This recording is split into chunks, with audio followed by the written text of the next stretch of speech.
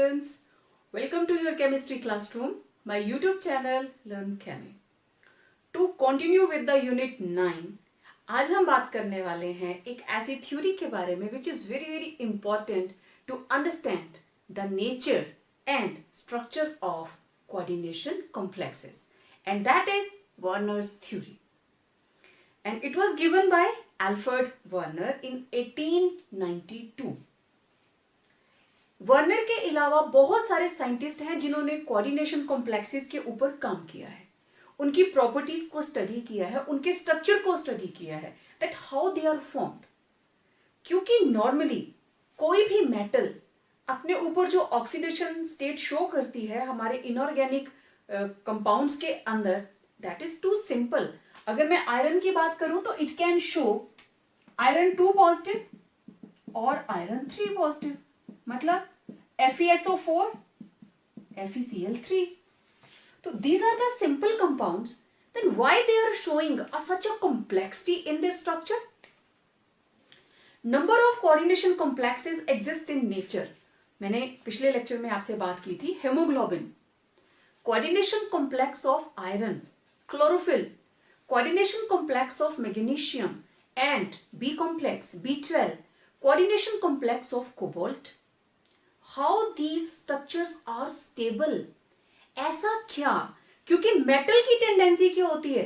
Electron को देना. Metals are electropositive. तो इन कॉम्प्लेक्सेस के अंदर ऐसा क्या होता है कि मेटल इलेक्ट्रॉन एक्सेप्ट करती है? मैंने कल भी आपको बताया था, सेंट्रल मेटल एटम और आयन क्या होता है जो दूसरे न्यूट्रल मॉलिक्यूल या आयोनिक मॉलिक्यूल से, एनायनिक मॉलिक्यूल से a pair of lone pair accept कर सके, that is central metal atom. और वो क्यों करती है मैंने ये भी बताया था. डी ब्लॉक के एलिमेंट्स ही कोऑर्डिनेशन कॉम्प्लेक्सेस में पार्टिसिपेट करते हैं. इसके अलावा एफ ब्लॉक, क्योंकि इनके पास डी और एफ एम्प्टी ऑर्बिटल्स पड़ी होती हैं जिनके अंदर ये लाइगेंड से लेकर लोन पेयर को एक्सेप्ट कर सकते हैं. तो इसको डिटेल में स्टडी किया वर्नर ने, और बाकियों ने भी किया, but he was quite successful for the explanation of structures of various coordination complexes. तो जितने भी क्वेश्चंस उसके साथ रिलेटेड थे, he answered almost every question. तो उसने सबसे ज्यादा काम किया कोबाल्ट क्लोराइड को उसने रिएक्ट करवाया अमोनिया के साथ. कोबाल्ट के कॉम्प्लेक्सेस को स्टडी किया है. he reacted simple compound of cobalt chloride with ammonia. मैंने यहां सिर्फ अमोनिया लिखा क्योंकि रिएक्शन के बाद एक हमारे पास कंपाउंड बना जिसमें 6 अमोनिया अटैच हुए, एक में 5 हुए, एक में 4 हुए, एक में 3 हुए, और उनको वो उनके कलर के बेस पे ही डिफरेंशिएट कर लेता था. दैट अगर 6 अमोनिया उसने एब्जॉर्ब किए हैं, it means it is yellow in colour. ये पर्पल है, it has combined with 5 ammonia molecules, and if it is green it means it has taken up 4 ammonia molecules, and violet it has taken up 3 ammonia molecules. इसकी explanation मैं theory के बाद करूंगी क्योंकि तभी हम इसके स्ट्रक्चर के बारे में बात करेंगे. तो उसने सबसे ज्यादा काम कोबाल्ट के कॉम्प्लेक्सेस पे किया. After that he also worked on various compounds of platinum. He made platinum chloride to react with other molecules to form different coordination complexes. तो पहले हम बात करते हैं, ये तो चलो कॉम्प्लेक्सेस हो गए, इसके बारे में मैंने आपसे बाद में बात करनी है, डिटेल में इसको समझाऊंगी थ्योरी के बाद. तो पहले व्हाट इज वर्नर्स थ्योरी, इसके 3-4 पॉइंट्स हैं, मैं उन्हीं के बारे में बात करूंगी. सबसे पहले पॉइंट के अंदर ये कहता है that in coordination compounds,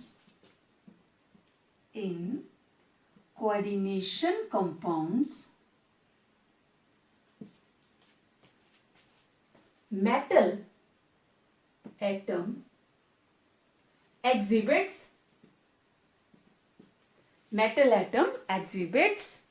two types of valencies. और ये वैलेंसीज कौन कौन सी है? एक है प्राइमरी और दूसरी है secondary. Her metal atom, every in coordination complexes मैंने सिर्फ मेटल लिखा है, rather it is every metal. Every metal atom exhibits two types of valencies, primary and secondary. दो तरह की वैलेंसीज हैं, ठीक है. और इसमें जो प्राइमरी है, प्राइमरी वैलेंसी ये बिल्कुल सिंपल होगी. It is ionisable. It is ionizable and known as oxidation state. Right? And secondary valency, it is non-ionizable and known as coordination number. अब आपको पता है coordination number क्या होता है, and it is known as coordination number. Okay. अब देखो, हर metal की टेंडेंसी है दैट उसको दोनों तरह की वैलेंसीज को सेटिस्फाई करना है, राइट? तो देखिए, सबसे पहले every metal atom has fixed number of primary and secondary valencies. पहली बात, ये नंबर फिक्स है कि इसमें प्राइमरी कितनी होगी और सेकेंडरी कितनी होगी, ठीक है? ओके, फिक्स हो गया. फिर every metal tends to satisfy its both type of valencies. कौन कौन सी? प्राइमरी एंड सेकेंडरी, ठीक है. दो तरह की वैलेंसीज हैं, एक होती है प्राइमरी और एक होती है सेकेंडरी. प्राइमरी होती है आयोनाइजेबल और उसको क्या बोलते हैं? Oxidation state. सेकेंडरी होती है नॉन आयोनाइजेबल और उसको क्या बोलते हैं? Coordination number. Okay. Every metal atom has fixed number of primary and secondary valencies. ऐसा नहीं आप अपनी मर्जी से ही कर दो, ये नंबर फिक्स रहेगा. क्यों फिक्स है वो मैं अभी आपको इफेक्टिव एटॉमिक नंबर का बताती हूं. Every metal tends to satisfy its both type of valencies, primary and secondary. Okay. अब ये जो प्राइमरी वैलेंसी है, primary valency is satisfied by simple anions. Primary valency is satisfied by simple anions and secondary valency is satisfied by neutral molecules or anions known as ligands. Primary valency को कौन satisfy करेंगे? Simple anions. लेकिन secondary valency को neutral molecules और anion satisfy करेंगे and they are known as ligands, right? इसके बाद primary valency is shown by और रिप्रेजेंटेड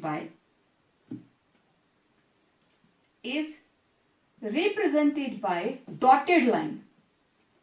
प्राइमरी वैलेंसी को हम ऐसे डॉटेड लाइन से शो करते हैं and secondary valency by straight line.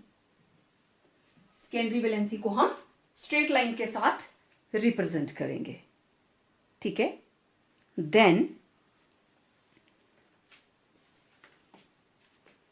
Primary valencies are non directional. क्योंकि आयनिक बॉन्ड रहता है इनमें, दीज आर नॉन डायरेक्शनल. लेकिन जो सेकेंडरी वैलेंसीज हैं, secondary valencies are always directed towards fixed positions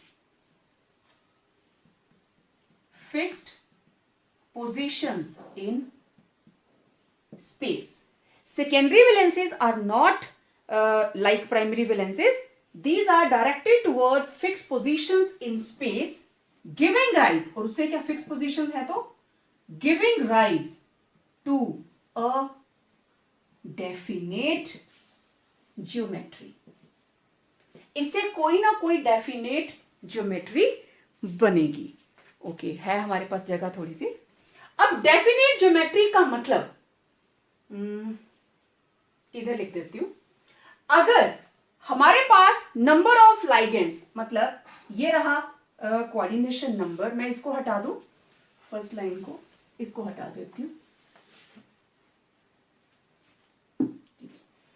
coordination number, और कोऑर्डिनेशन नंबर से मिलती जुलती ज्योमेट्री क्या होगी और उसकी स्टेट ऑफ हाइब्रिडाइजेशन क्या होगी। ठीक है, अब देखो, अगर किसी के अंदर कोऑर्डिनेशन नंबर आया 4 है तो ज्योमेट्री क्या होती है, टेट्राहेड्रल।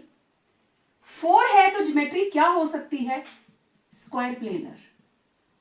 टेट्राहेड्रल है तो sp3, स्क्वायर प्लेनर है तो dsp2। Clear, it may be dsp2। और अगर कोऑर्डिनेशन नंबर है 5 तो it will be trigonal bipyramidal and geometry will be sp3d। और अगर नंबर है 6 तो ये होगी ऑक्टाहेड्रल, और ऑक्टाहेड्रल के लिए आपको पता है d2sp3 और sp3d2। या तो इनर वाला d यूज होगा या आउटर वाला d यूज होगा। इनर एंड आउटर मैं आगे एक्सप्लेन करूंगी जब इनकी हम वैलेंस बॉन्ड थ्योरी के बेस पे स्ट्रक्चर्स बनाएंगे। अभी हमें सिर्फ वर्नर्स थ्योरी की बात करनी है, that every metal has 2 type of valences. Okay, कौन कौन सी, primary and secondary. Primary ionisable होती है और सेकेंडरी क्या होती है, नॉन आयोनाइजेबल। प्राइमरी को बोलते हैं हम ऑक्सीडेशन स्टेट और सेकेंडरी को बोलते हैं कोऑर्डिनेशन नंबर। हर मेटल का फिक्स नंबर होता है, प्राइमरी का भी और सेकेंडरी का भी, और हर मेटल की टेंडेंसी है to satisfy its both type of valences. Okay, primary valency is satisfied by simple anions and secondary valency is satisfied by neutral molecules or anions, and they are known as ligands, right? Then primary valency is represented by dotted line or secondary valency it is represented by straight line. Primary valency is non directional, उसकी कोई direction नहीं होती, ionic bond की direction नहीं होती, लेकिन covalent bonds की होती है। ठीक है ना, तो primary valency is non directional, secondary valency is directional, and secondary valencies are always directed towards fixed positions in space giving rise to a definite geometry।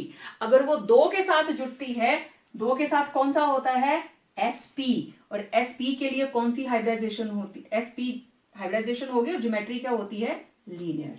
और अगर 3 के साथ होगा it will be sp2, it is trigonal planar। ठीक है, और 4 होगा तो टेट्राहेड्रल, 4 होगा तो स्क्वायर प्लेनर भी हो सकता है। अब ये चीजें हमारे आगे काम आएंगी जब हम वैलेंस बॉन्ड थ्योरी की बात करेंगे। तो आई होप वर्नर्स थ्योरी आपको समझ में आ गई होगी। अब जब हम आगे कॉम्प्लेक्सिस के बारे में बात करेंगे, उनका नॉमेनक्लेचर करेंगे, तो आपको पता होना चाहिए कौन सा आयोनाइजेबल पार्ट है और कौन सा नॉन आयोनाइजेबल पार्ट है। Clear, okay. तो ये थी वर्नर्स थ्योरी। अब वर्नर्स थ्योरी के बेस पे हमें यह भी पता चल गया कि उनकी ज्योमेट्री भी होती है। ज्योमेट्री किसकी होती है, कॉम्प्लेक्स पार्ट की। तो पिछले कल आपने कोऑर्डिनेशन कॉम्प्लेक्सिस से रिलेटेड सारी की सारी टर्मिनोलॉजी को स्टडी किया था। वेल, इससे पहले मैं आपको कोबाल्ट के स्ट्रक्चर्स बताऊं on the basis of Werner's theory. हम थोड़ा सा बात कर लेते हैं what is effective atomic number, उनको क्यों जरूरत पड़ती है अपनी सेकेंडरी वैलेंसीज को सेटिस्फाई करने की, और वो सेकेंडरी वैलेंसीज फिक्स क्यों हैं। Let's find out effective atomic number, and it was given by Sidgwick. He said that effective atomic number, it is the sum total of number of electrons of central metal atom or ion and ligands enclosed in coordination sphere. Coordination sphere. And most of the times ये sum total हमेशा nearest noble gas की configuration के बराबर आता है।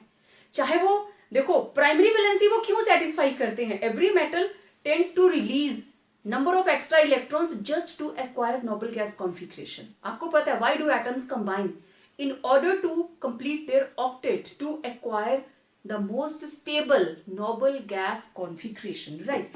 तो यहां पे चलो एग्जांपल लेते हैं कैसे। अब अगर मुझे EAN निकालना हो, इफेक्टिव एटॉमिक नंबर, हमारे पास एक सिंपल सा फॉर्मूला है, that is atomic number of central metal atom और आयन, जो भी हमारे पास प्रेजेंट हो, माइनस उसमें से हम माइनस क्या करेंगे, oxidation state, minus oxidation state plus 2 into coordination number. Coordination number क्या होता है, लाइगेंड। एक लाइगेंड कितने इलेक्ट्रॉन देता है, 2 इलेक्ट्रॉन, तो वो 2 से मल्टीप्लाई हो जाएगा। ठीक है, इस फॉर्मूला को हमने अप्लाई करना है। ओके, चलिए सबसे पहले सबसे simple, let it be K4FeCN6। Okay, अब देखो साइनाइड के ऊपर -1 चार्ज, इसके ऊपर +1, तो आयरन पे कितना आया, +2, राइट। अब EAN ऑफ आयरन, इसी का निकालना है ना हमने। आयरन का एटॉमिक नंबर 26 माइनस इसकी oxidation state 2 plus 2 into coordination number 6, कितना आया, 24 माइनस 2 प्लस 12, 24 प्लस 12 36, और 36 किसका नंबर है, yes this is krypton noble gas.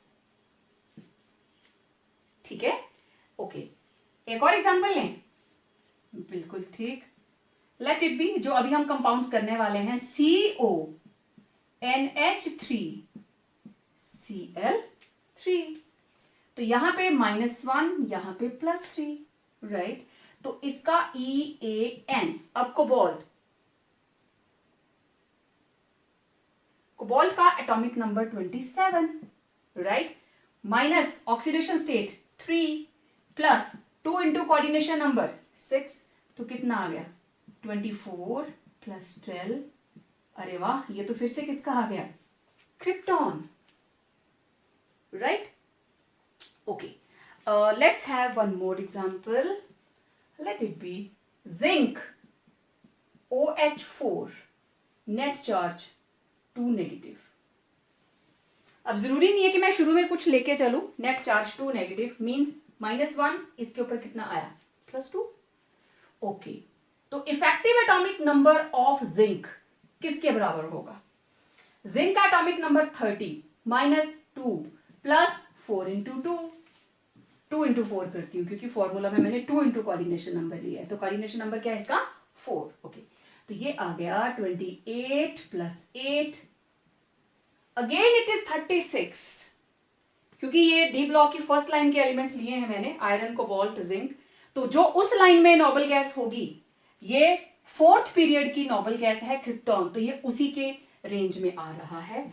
चलिए एक अलग सा लेते हैं, प्लेटिनम लेती हूं मैं। ओके, तो प्लेटिनम का हम कोई कंपाउंड ले लेते हैं, लेट इट बी PtCl6 और K2 +1 -1 +4। प्लेटिनम का 6 ही क्यों आया, हमें ये पता करना है, राइट। और देखिए प्लेटिनम का एटॉमिक नंबर इट इज 78, तो effective atomic number it will be 78 -4 plus 2 into 6, तो ये आ गया 78 -4 कितना आया, 74, और 6 2 12, 86, दिस इज रेडॉन, राइट। इसी रेंज के अंदर, प्लेटिनम वाली लाइन के अंदर जो हमारे पास नोबल गैस रहेगी वो आ गई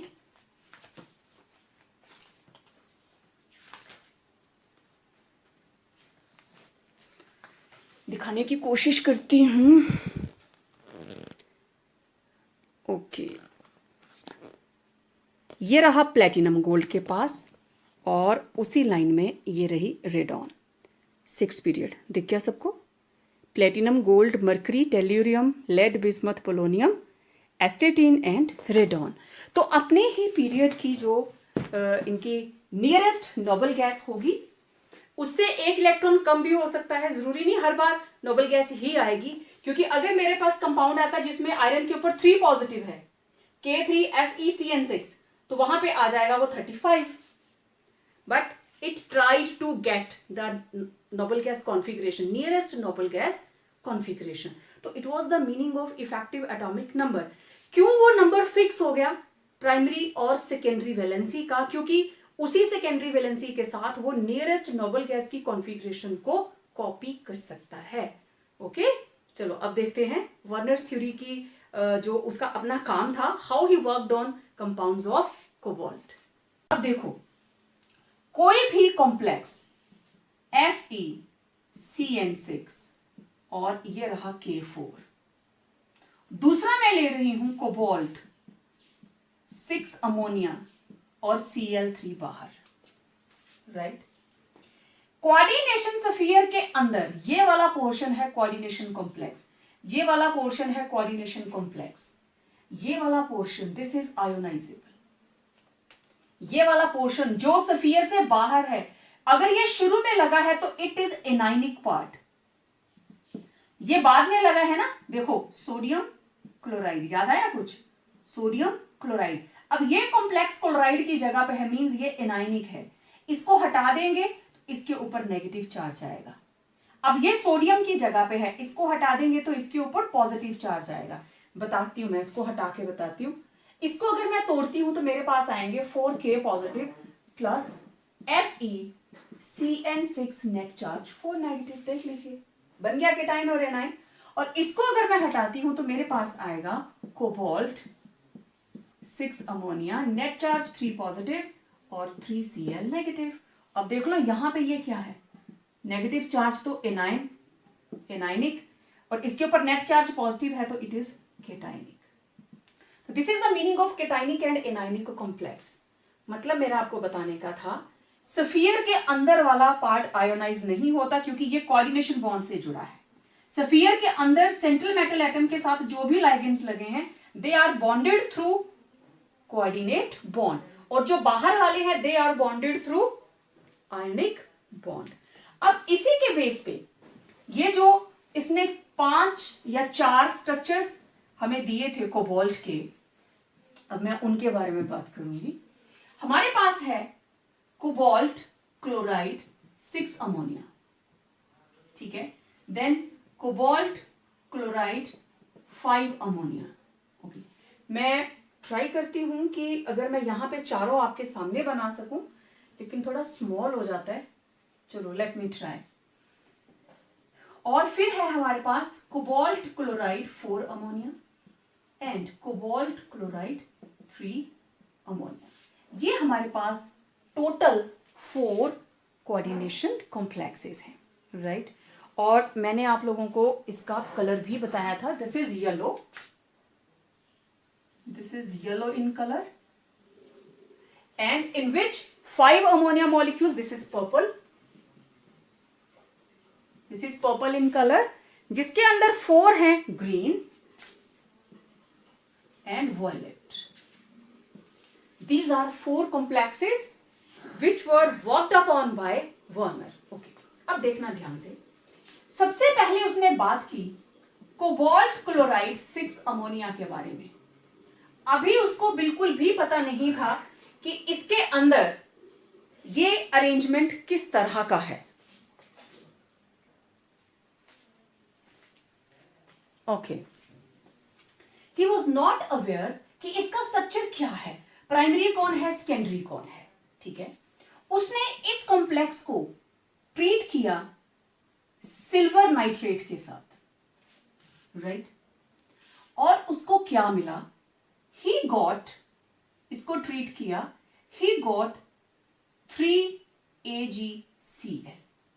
मुझे सिर्फ आपको यही बताना है, सिल्वर नाइट्रेट के साथ उसने ट्रीट किया तो सिल्वर नाइट्रेट के 3 मोल यूज हुए और यहां पे 3 मोल AgCl निकला। मतलब यहां पे 3 मोल किसके प्रेसिपिटेट हुए, Cl नेगेटिव के।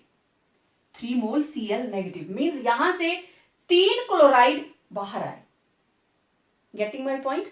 3 क्लोराइड बाहर आने का मतलब ये क्लोराइड कहां पे प्रेजेंट है? कोऑर्डिनेशन स्फीयर के बाहर।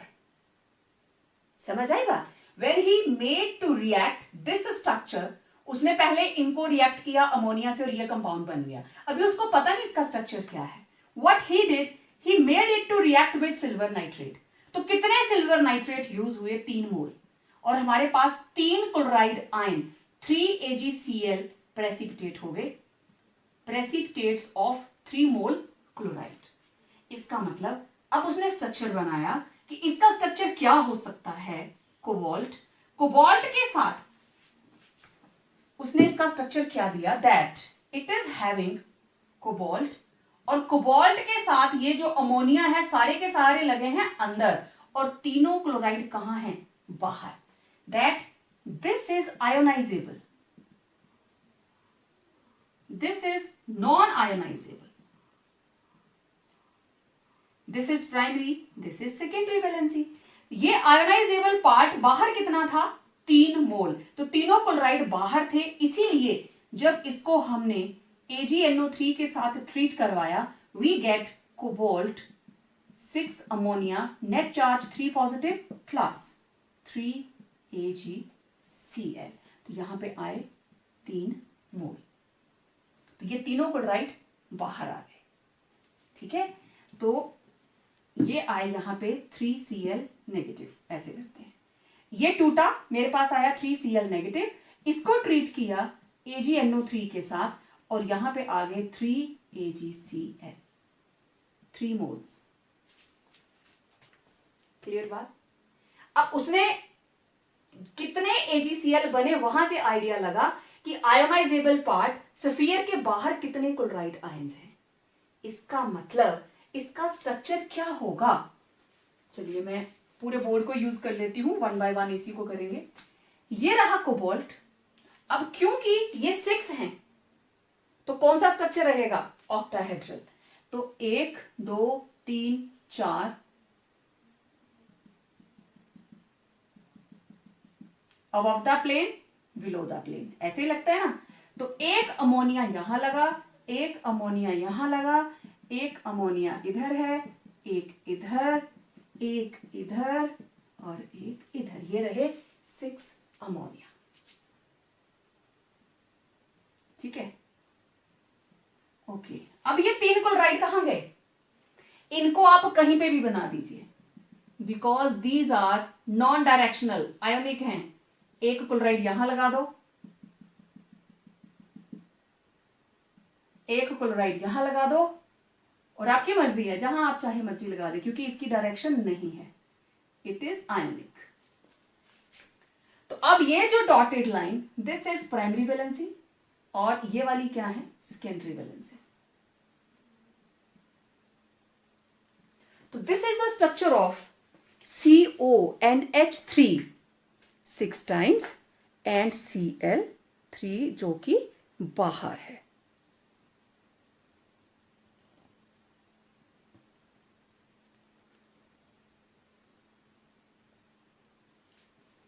समझ आ गई सबको?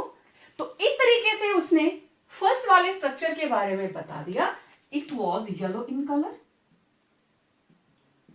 और जैसे ही यहां पे 3 मोल, आप इसकी मेजरमेंट कर सकते हैं, 3Cl नेगेटिव यहां पे प्रेसिपिटेट्स हुए, तो वहां से आइडिया लगा कि तीनों क्लोराइड कहां पे प्रेजेंट है? बाहर। तो ये देखो सारी की सारी डार्क लाइन वाली कौन है? प्राइमरी वैलेंसीज, और ये जो dotted line, sorry secondary valencies, और ये जो प्राइमरी वैलेंसीज हैं dotted lines, they are primary valencies. और वर्नर थ्योरी में एक मेन बात करना मैं भूल गई, कुछ anions, there are certain anions which can satisfy primary as well as secondary valency. Normally क्या होता है?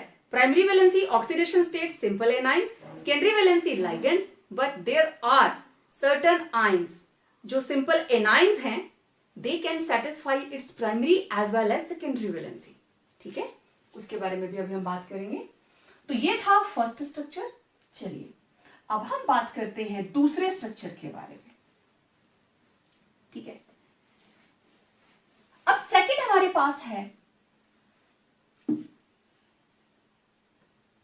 CO Cl3 5 ammonia. Okay. When Warner make it to react with AgNO3, it used only 2. और क्या बन गया ये, इसमें से 2 AgCl प्रेसिपिटेट हुआ, 2 मोल्स AgCl प्रेसिपिटेट हुआ. इसका मतलब 2 chloride, there were 2 Cl negative ions outside the coordination sphere. इसका मतलब यही हुआ कि यहां पे 2 क्लोराइड कोऑर्डिनेशन स्फीयर से बाहर हैं, मतलब ये अंदर जो भी था बाहर हैं 2 क्लोराइड्स. तो अंदर कौन कौन था, CO के साथ लगे हैं 5 अमोनिया और 1 Cl कहां आ गया, अंदर, क्योंकि कोबाल्ट की coordination number secondary valency fix है and that is coordination number is 6. तो 5 तो अमोनिया थे हमारे पास और 1 क्या आ गया, क्लोराइड. जब ये डिसोसिएट करेगा it will give cobalt 5 ammonia 1 chloride. अब देखो नेट चार्ज इसके ऊपर है 3 पॉजिटिव, इसके ऊपर -1, तो नेट चार्ज क्या आया, 2 पॉजिटिव प्लस 2 Cl नेगेटिव. अब इसके अंदर जब AgNO3 यूज होगा इट विल प्रेसिपिटेट 2 AgCl, मतलब 2 मोल्स ऑफ क्लोराइड आयंस. तो दैट वाज क्वाइट श्योर कि कोऑर्डिनेशन स्फीयर से बाहर सिर्फ 2 क्लोराइड लगे हैं. तो अब इसका स्ट्रक्चर उसने क्या बनाया, क्या स्ट्रक्चर इसका होगा, कोबाल्ट 1 2 3 4 5 6.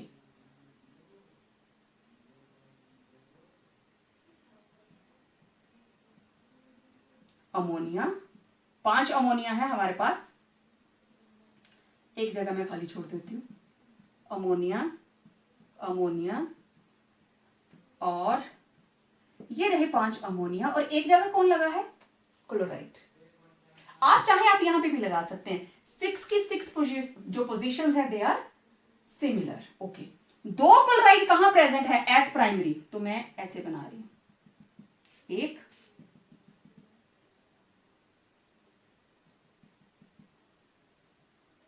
2 प्राइमरी वैलेंसी, और यहां पे क्या होगा, yes, this chloride it is satisfying primary as well as secondary valency.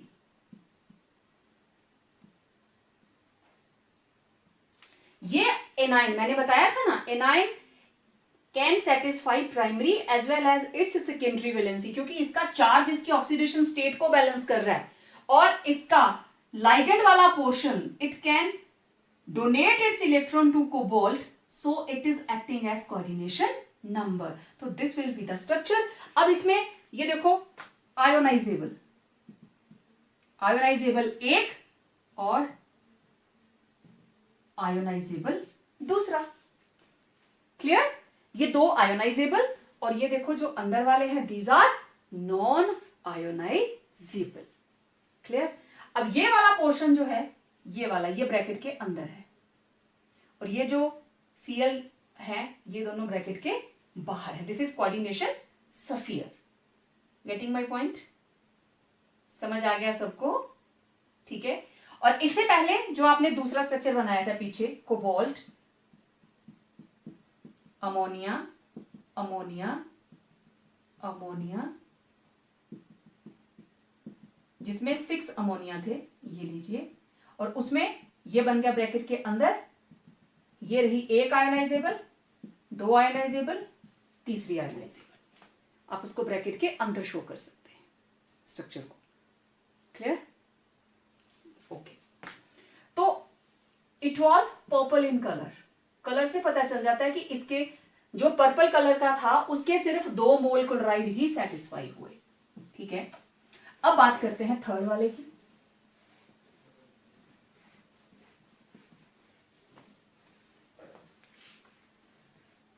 अब थर्ड में देखिए, COCl3 4 ammonia, right.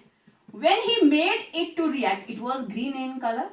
He made to react with silver nitrate. हमें नहीं पता कितना यूज हुआ, लेकिन जब प्रोडक्ट बना there were only 1 mole AgCl.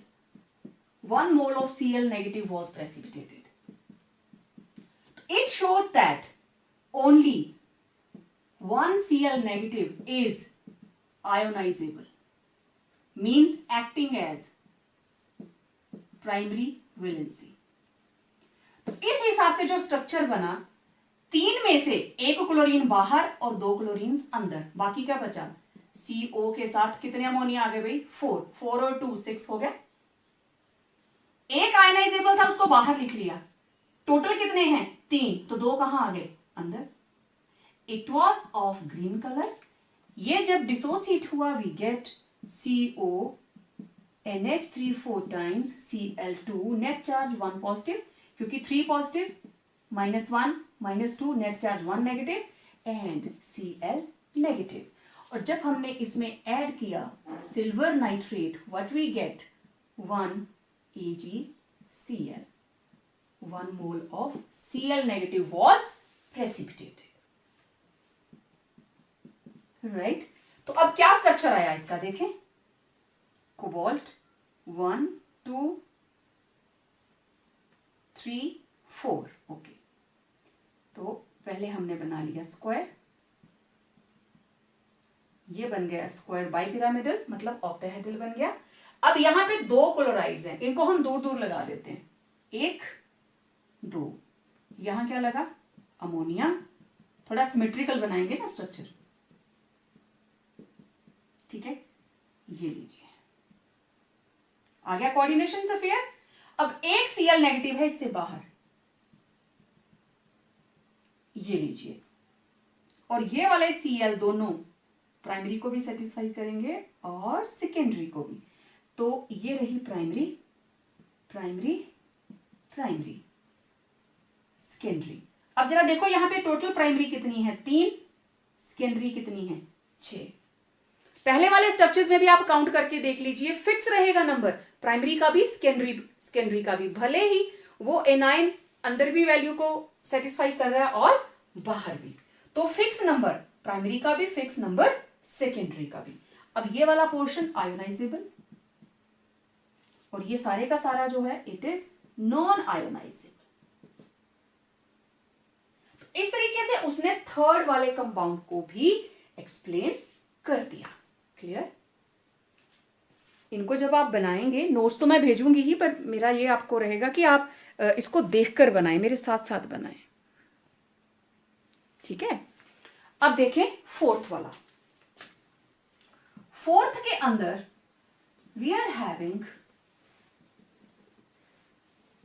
3 ammonia, CuCl3, 3 ammonia. Okay. When he made to react CuCl3 3 ammonia, ठीक है, तो उसको AgNO3 के साथ रिएक्ट करवाया. There was no precipitation. कोई प्रेसिपिटेशन नहीं हुई. इसका मतलब क्या हुआ? It means there is no ionizable part. इसके अंदर आयोनाइजेबल पार्ट है ही नहीं. मतलब ये हुआ कि स्ट्रक्चर क्या बना? तीनों क्लोरीन्स भी अंदर हैं और तीनों अमोनिया तो पहले से ही अंदर है. इसके साथ क्या लगा है? कोबाल्ट. ओके. जब ये आयोनाइज हुआ, what we will get? Actually ionize होगा ही नहीं, नो आयोनाइजेशन, क्योंकि एक है ये बिल्कुल न्यूट्रल कॉम्प्लेक्स है, ना इसके बाहर कुछ है ना इसके आगे कुछ लगा है. ठीक है. तो इसका स्ट्रक्चर क्या बना? हमारा AgNO3 यूज ही नहीं हुआ. तो ये था कोबाल्ट 1 2 3 4 5 6.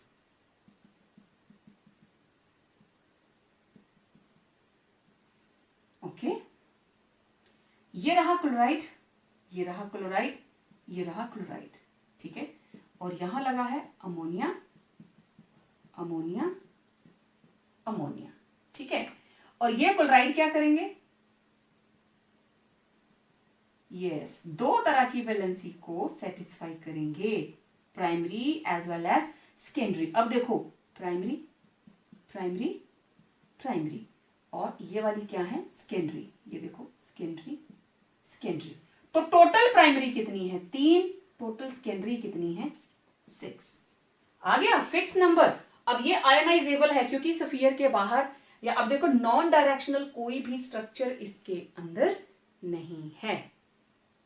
तो this is the way, it was violet in colour, this is the way how Werner was able to elucidate the structure of coordination complexes in order to express their primary and secondary valences. तो इस तरीके से उसने अपनी theory के base पे primary और secondary structures को एक्सप्लेन किया। बात समझ आ गई सबको? अच्छा, अब मैं प्लेटिनम के कंपाउंड्स लिखूंगी और आप लोगों ने इसके स्ट्रक्चर्स जो है वो खुद बना के मुझे भेजने। हल्का सा हिंट दूंगी मैं आप लोगों को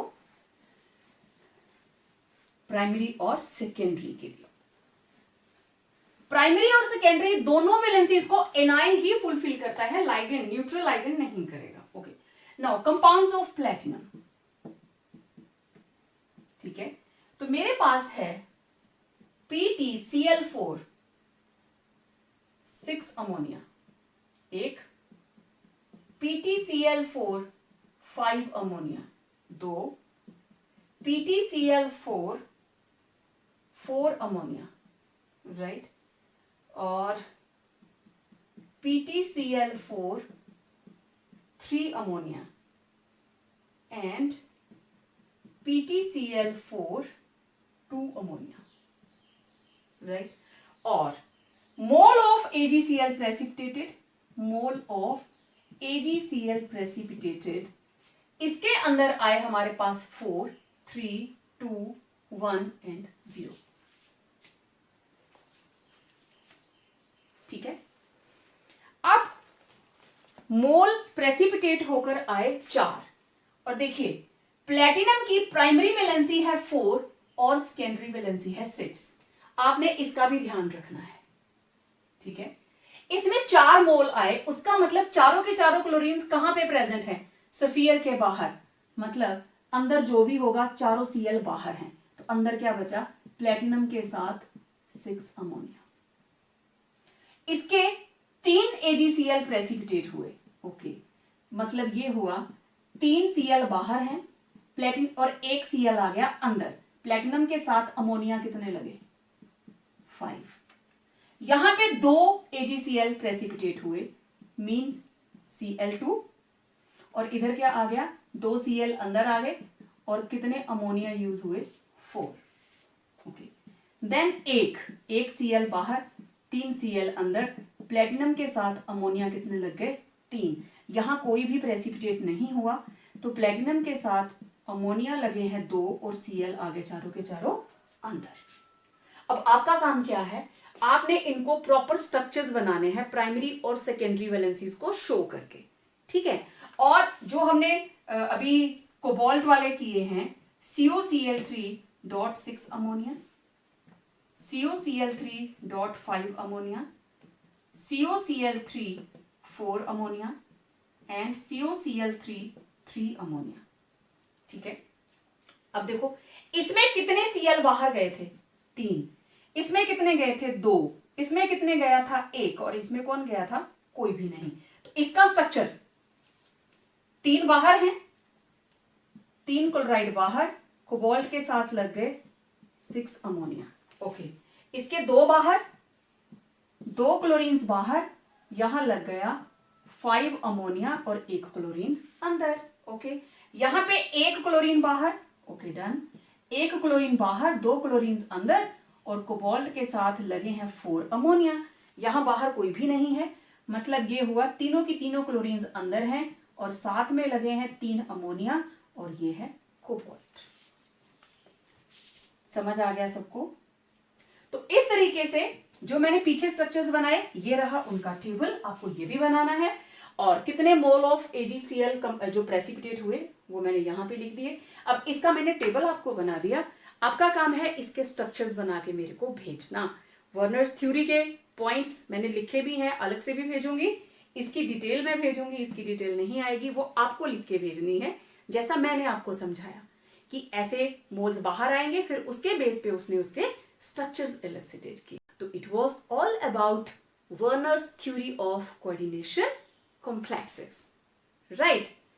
तो इस वीडियो को लाइक करें, शेयर करें, सब्सक्राइब करें और इंतजार करें हमारे नेक्स्ट वीडियो का। Till then, stay home, stay safe.